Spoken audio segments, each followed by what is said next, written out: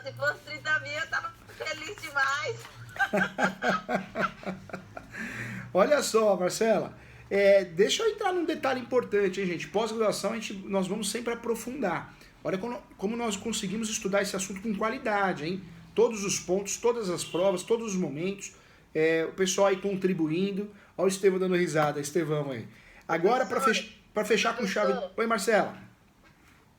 Professor, o Danilo colocou no nosso chat a questão da estudos psicossocial. Quando eu fiz a ação, a primeira coisa que eu fiz foi pegar uma declaração do desenvolvimento da criança junto à escola dela. E na escola, é uma escola particular, e aí lá também tinha acompanhamento psicológico com psicólogo, né? Peguei também, e a criança participava de umas atividades na Secretaria de Assistência Social, que a gente fala que é uma ação lá de fortalecimento de vínculos, e essa criança, por mais que ela tenha muitos recursos assim, financeiros, a mãe e o pai afetivo, eles sempre incluíram ela em ações sociais, tá? E aí nós conseguimos também um estudo do coordenador desse programa do município, que falava do desenvolvimento da criança, da relação do pai com a criança, e tudo a gente trouxe para dentro do processo. Então, foi assim, tudo bem amarradinho para poder sair rápido o processo. A gente pensou em tudo que a gente poderia amarrar. Então, eu peguei várias declarações, tanto do psicólogo da escola, do desenvolvimento dela dentro da escola, da própria diretora, peguei da coordenadora desse programa de convivência e fortalecimento de vínculo da Secretaria Municipal de Assistência Social. Nós tivemos, assim, 3 documentos bem interessantes e colocamos para provar que essa criança tinha uma relação muito boa com o pai, né? Que era o pai que ela tinha afetividade realmente. A Marcela conseguiu, na ação declaratória ou de reconhecimento de afetividade, relação socioafetiva, conseguiu o quê? Usufruir de tudo que você tinha, né, Marcela? Você conseguiu as declarações da escola, declaração daqui, dali, ou seja, você não ficou esperando o despacho do juiz para emendar a inicial. Esse é o problema do advogado, né? Não. Depois, muito advogado fala assim, eu não dei certo na profissão, meu Deus do céu, de cada 10 processos eu consigo perder 9 ações. Doutores, nada é por acaso, hein? Se nesse momento você vê que as decisões começam a ser mais improcedentes do que procedentes, nós temos que ser humildes e saber que a gente precisa mudar a nossa advocacia, mudar o nosso trabalho, nossa forma de pensar, nossa estratégia. Eu bato sempre no ponto da justiça gratuita. Porque muitos alunos, muita gente chega aqui e fala, professor Júlio, justiça gratuita não existe mais, nenhum juiz defere. Não é por aí. Tá? Essa opinião está equivocada, gente. Porque a justiça gratuita, você não vai conseguir os benefícios da justiça gratuita para o seu cliente apenas com aquela mal feita declaração de pobreza. Você tem que fundamentar. Você tem que fundamentar com um extrato bancário que o seu cliente está devendo, cartas de cobrança, notificações de cobrança. Fundamenta um pouquinho melhor para você ver. Folha de rescisão de contrato de trabalho, carteira de trabalho com baixa na carteira porque o sujeito foi dispensado, ele ou ela. Fundamenta melhor para você ver. E outra coisa, nós pedimos a justiça gratuita, não dá certo, a gente recorre, né? Quando recorre, agravo do instrumento. Não, faz um pedido de reconsideração para que tenha um olhar mais clínico, para que o assessor do juiz entregue para o juiz julgar, porque tem muito juiz que não julga, é o assessor, nós sabemos isso, é a vida como ela é. Então nós precisamos sim, de fato, ter um cuidado com as provas. Nós não podemos fazer as coisas de qualquer jeito. Nesse processo da Marcela, olha só, olha a preocupação, foi atrás de várias declarações, ou seja, ganhou ação com facilidade. E acredito, Marcela, que esse processo durou o quê? 6 meses? Esse processo seu de declaração, reconhecimento de socioafetividade, filiação socioafetiva, quanto tempo durou?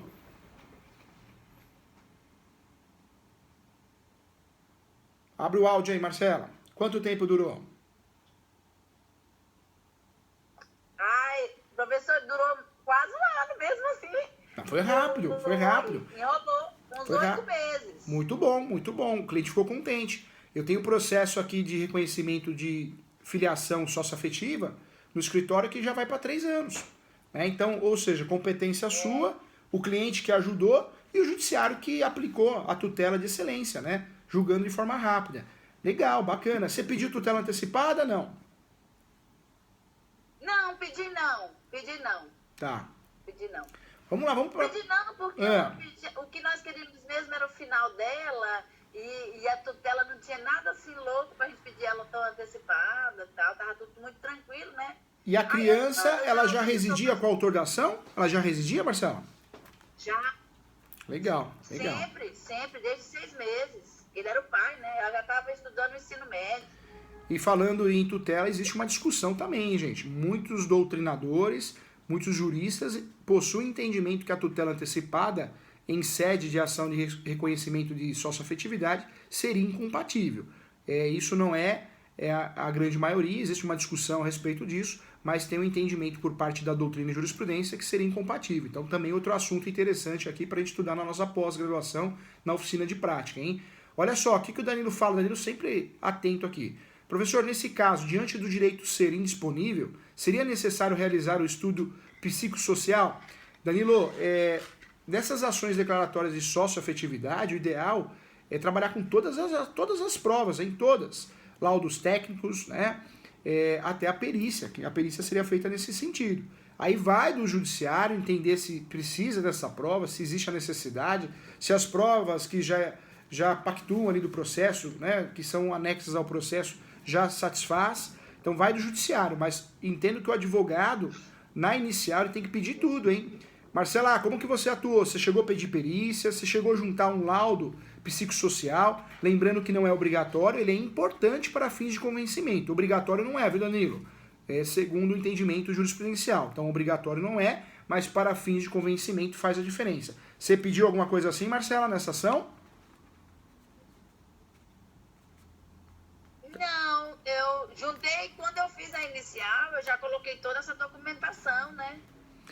Gente, é que vai muito de caso para caso, né? Já tinha colocado toda essa documentação. No seu caso, Marcela, você já tinha um fator... O meu foi muito tranquilo. Muito tranquilo. Primeiro ponto, né? O seu cliente já tinha aí, a criança, né? O adolescente já residia com o seu cliente. Então, primeiro ponto importante, que você conseguiu aí, de fato, né? Isso daí demonstra amor, demonstra carinho, cuidados. Então, é o primeiro ponto que fez você ganhar a ação. O segundo ponto, Marcela, que você conseguiu... estrategicamente e sabiamente, você conseguiu a declaração da mãe, né? Então, de fato, você teve 2 pontos aí a favor, seu e do seu cliente, primordiais, que aí realmente dá para abrir mão de um pedido de um laudo, né, psicossocial, entre outros laudos que podem ser feitos. Então, o laudo não é obrigatório, vai depender do quê? Do caso prático. No caso da Marcela não existia necessidade, porque a Marcela já tinha, de fato, 2 situações que ajudaram muito, né? 2 situações muito positivas. Então, de fato, ajudou, contribuiu.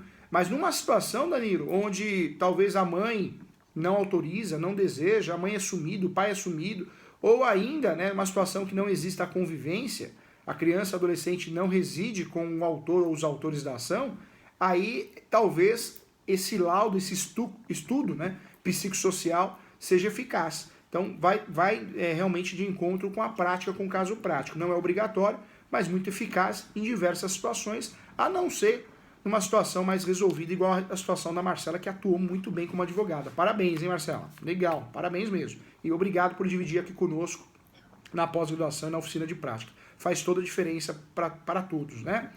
Olha só, o Danilo tá fera aqui hoje. O que ele pergunta aqui? E o pai biológico se manifestou? Provavelmente... ele foi citado, né, Marcela? Mas ele se manifestou? Não manifestou. E foi citado. Aí foi nomeado A citação foi positiva. Para poder falar em nome dele, né? A citação foi positiva. Positiva, não manifestou nem nada, não. Não tá nem aí, né, pelo jeito, né? Não está nem aí, né? Então, nada, nunca ajudou a criar. Nunca ajudou a criar. Que amor que ele tinha, né? Não se manifestou, então. Então a resposta tá aí, Danilo. Não tem amor quem cria. O pai é quem cria, né? É verdade. Danilo, revelia, porque é imprescindível a filiação e ele poderia requerer a nulidade. Verdade, verdade. O pai e a mãe, né, os pais biológicos, podem sim, né, se manifestarem na contestação, quando citados, e podem sim ingressar com uma ação pedindo a nulidade da decisão. Isso é possível sim, lembrando que para isso teria que ter motivos e não é fácil ganhar essa ação, pelo menos que o professor tenha pesquisado.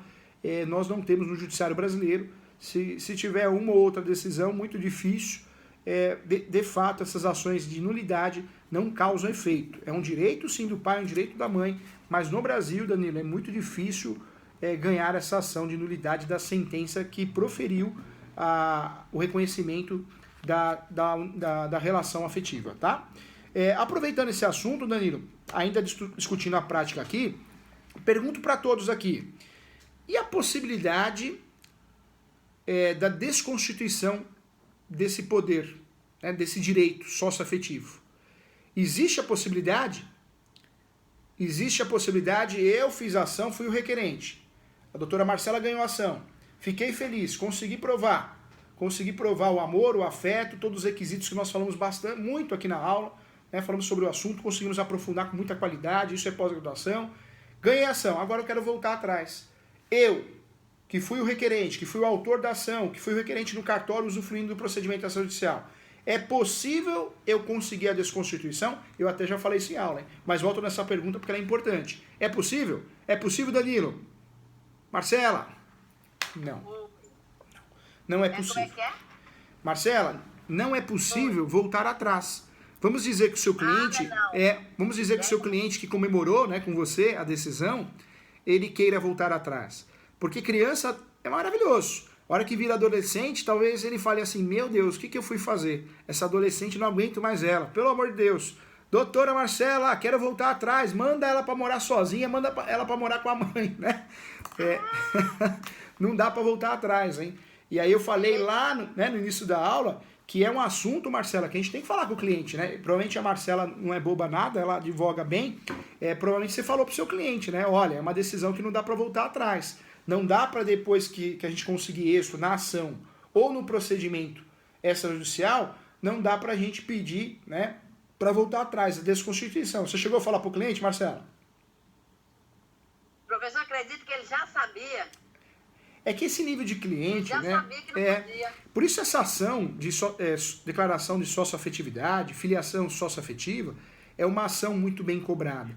Normalmente quem vem até você, advogada, ele já sabe tudo, ele já viu, já sabe quais são os efeitos sucessórios, pensão, né, guarda, visita, registrais, ele já sabe de tudo. Ele só quer que você utilize as melhores ferramentas para conseguir esse direito. Eu falo que esse cliente, normalmente, o poder aquisitivo e intelectual dele é diferenciado, né, Marcela? É diferenciado, é uma realidade, né? Verdade. Normalmente ele tem acesso. Então, gente, ó, a resposta é não, hein? Não existe possibilidade alguma de desconstituição. Inclusive, o Superior Tribunal de Justiça ele já se manifestou, hein? Já se manifestou dizendo que não pode, não deve acontecer. Ô Marcela, uma pergunta aqui para a gente dividir nessa oficina de prática com todos os alunos aqui, com todos os colegas. Por que você não optou na época de fazer o extrajudicial? Por qual motivo? Você não acreditou nesse provimento 83 do CNJ? Você teve dificuldade? Você chegou a perguntar no cartório ou nem passou pela sua cabeça? Por que você não tentou fazer em cartório? Porque a sua situação permitia isso, né? Professor, você acredita que com o conhecimento raso que eu tinha, eu nem lembrei da possibilidade, nem cogitei. Entendi. Porque talvez o pai, né, do jeito que ele agiu com pouco caso, talvez com uma autorização, né, alguém convencesse, ele assinava... para fazer, né? Ele assinaria com facilidade, né? Ele não se manifestou no processo, mas ele... Talvez se eu tivesse ido até ele tinha vindo, inclusive, no cartório e declarado que por ele não tinha nenhum impedimento, né? Valeu, né, Marcela? Você fez uma peça bonita, trabalhou bem, pediu bem, usou o polo passivo solicitado, entendido na localidade. Você atuou muito bem, tanto é que você ganhou essa ação em 8 meses. Parabéns para você, parabéns aí pelo seu trabalho. Mas poderia ter feito no cartório, mas também foi muito rápido, né? 8 meses você entregou o resultado, parabéns.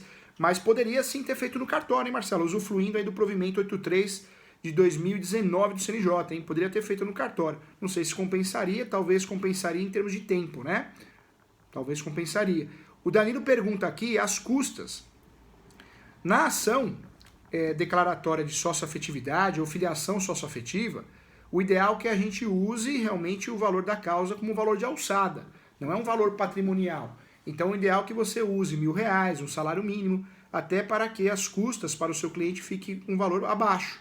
Em relação aos cartórios, o cartório também ele tem dificuldade de cobrar, ele tem dificuldade de cobrar os emolumentos, mas normalmente ele usa uma tabela fixa do valor mínimo do serviço de prestação de serviço. Então o cartório também, normalmente as custas, nesse caso, também não é um valor tão oneroso assim, porque ele não tem como cobrar, né?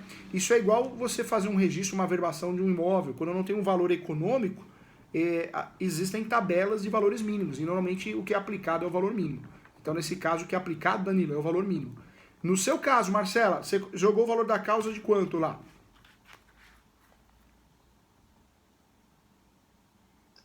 Professor, eu coloquei salário mínimo.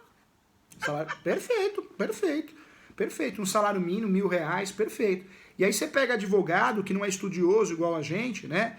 Que debate o assunto, estuda, aí ele joga lá 50 mil, 100 mil, 200 mil.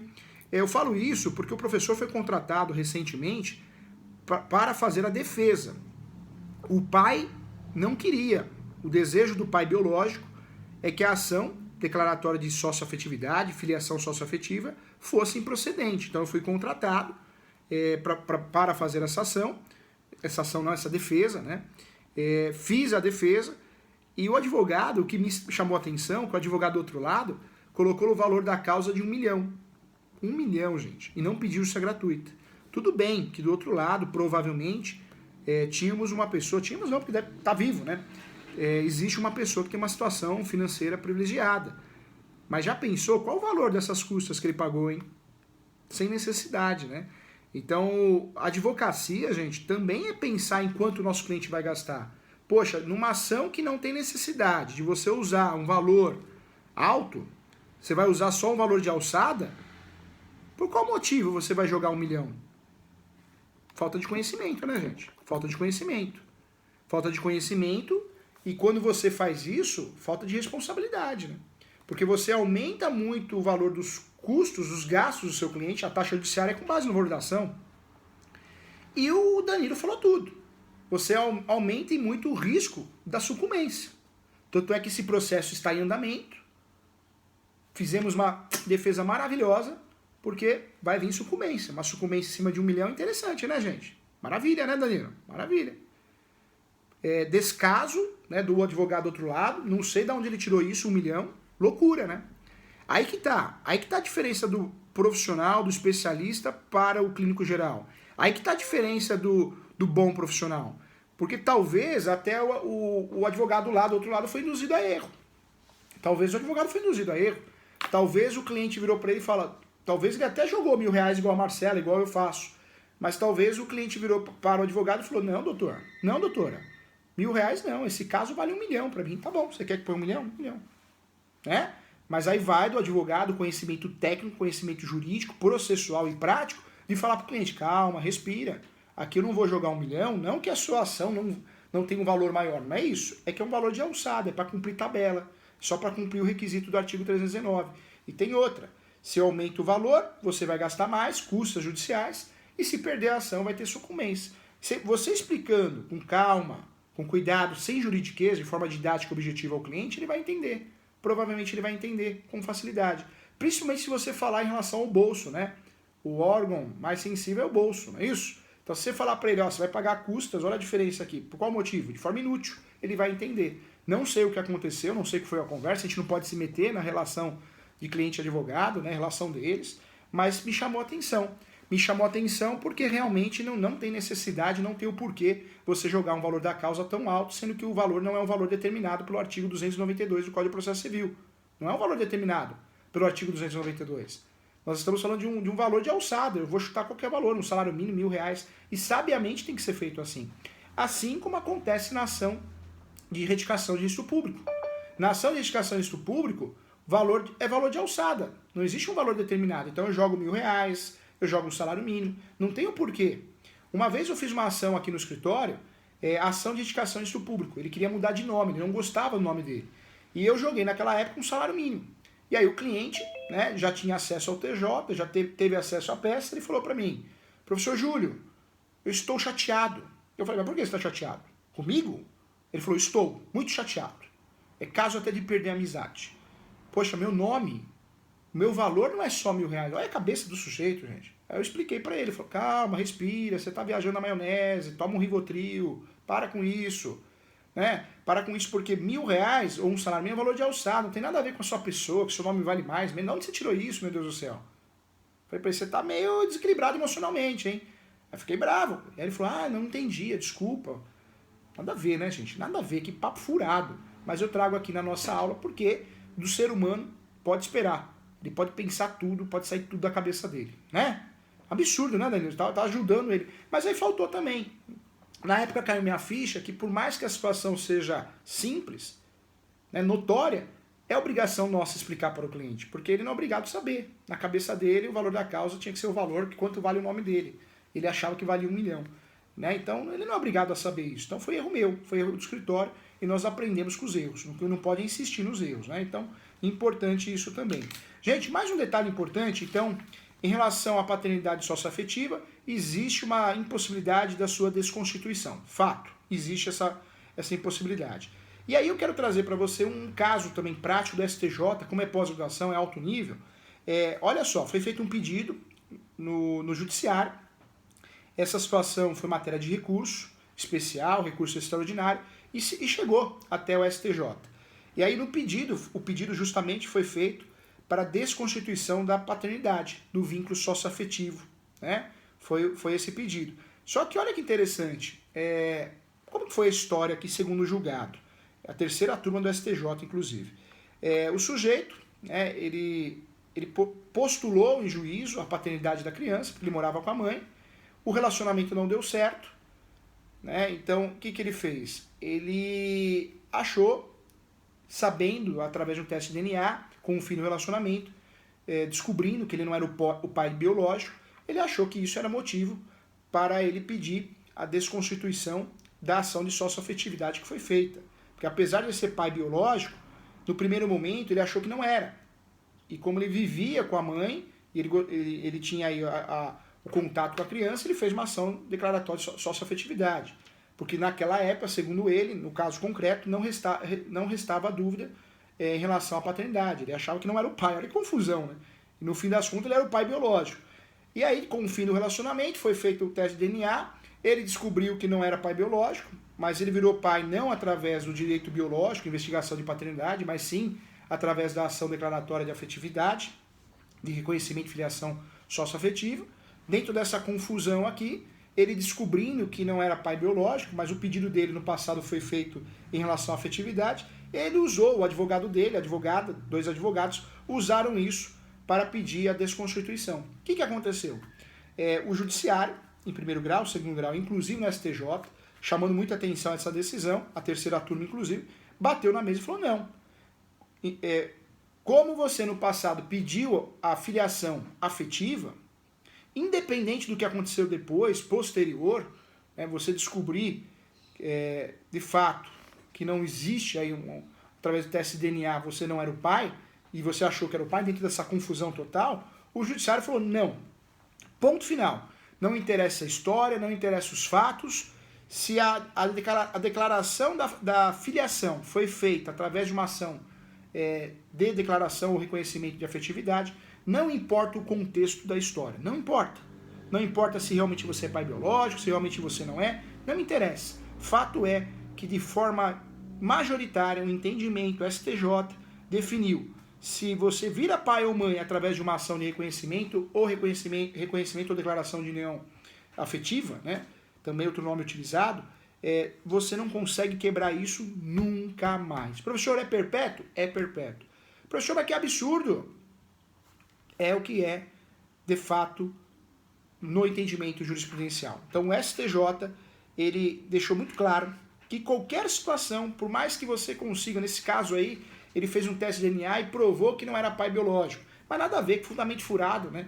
Se ele no passado ele pediu a afetividade, o amor, o afeto, provou isso e ganhou ação, como que ele vai usar isso como matéria de defesa, né? Como ele vai usar o teste de DNA negativo como matéria de defesa ou matéria da ação da desconstituição. Então o colega advogado aí, né, o casal de advogado viajou na maionese na tese.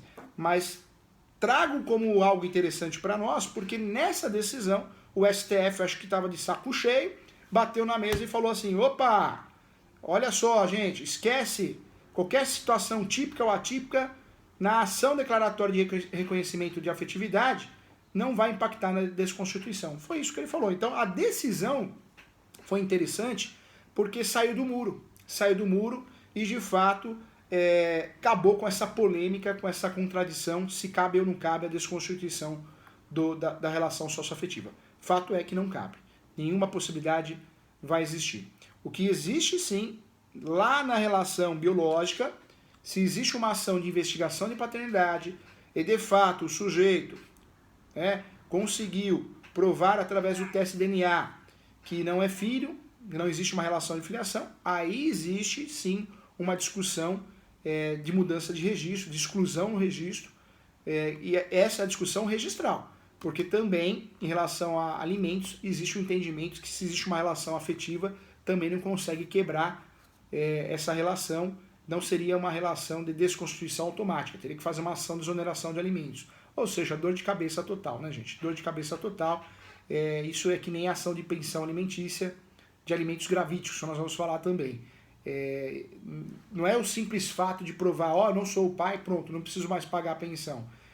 Quero meu dinheiro de volta. Não tem esse dinheiro de volta. Nós vamos falar isso depois do almoço. Judiação sua se você perder esse assunto, porque é maravilhoso, prático e vai gerar bons honorários para você. Então, gente, muito cuidado, hein? Muito cuidado, não caia nessa, por motivo nenhum, por motivo algum, queira fazer a ação de desconstituição dessa relação socioafetiva que você não vai conseguir. Muita atenção em relação a isso. O que fala o Danilo aqui, vamos ver aqui. Verdade, informação, tinha afetos, entende os mesmos efeitos da filiação, né, professor? Isso mesmo, verdade, Danilo, verdade.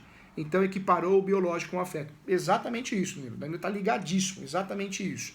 Então,